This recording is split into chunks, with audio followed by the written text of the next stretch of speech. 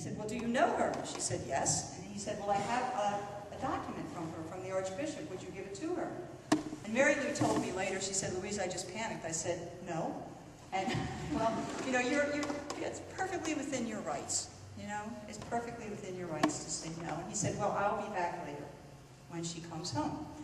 Mary Lou called me right away, and I said to her, if you're comfortable when he comes back, feel free to accept the document. And if you're not, don't worry about it. You can wait until I come back. That's okay.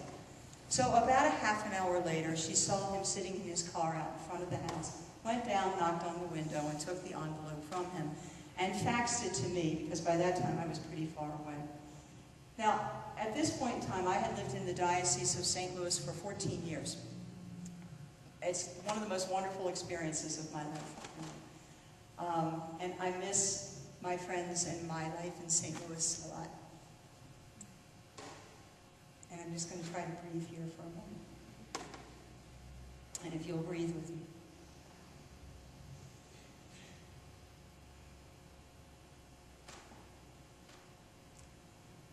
Thank you. So I had lived in the Diocese of St. Louis for 14 years, and had always been very clear about my stance on the role of women in our church. Is that I believe that women, there should be the full inclusion of women in all the ministries of the church.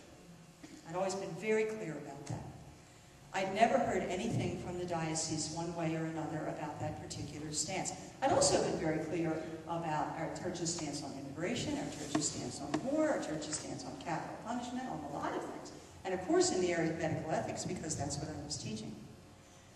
This is the first communication, verbal or written, that I had ever had from anybody in the Archdiocese of St. Louis, anybody in a position of power and authority.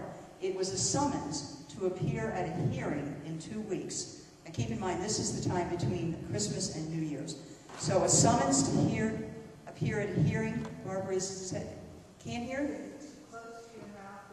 Are we okay here? Yeah, I know we get some feedback sometimes, so just touch your ear, Roberta, if you can't hear. Of women to the priesthood.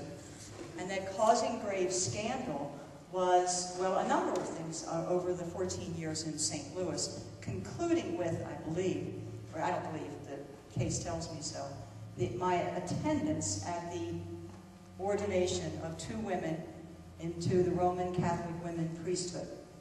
I was there with about 650 people, and as a friend of mine said, sisters, listen to this. This is sisters as in sisters in women's canonical religious communities. You couldn't throw a stick and miss a woman religious. It was a great crowd of people there. So, as I said, so this is the first time I've ever heard anything in those 14 years. That began an 8-month period of hearings, of documents delivered to my house. I almost came to know the process server. It was the same person who came back the second time, not the third time. Of conversations with canon lawyers, of phone calls from the press, tons of local, national phone calls from the press, lots of advice from wonderful people who had my best interest at heart.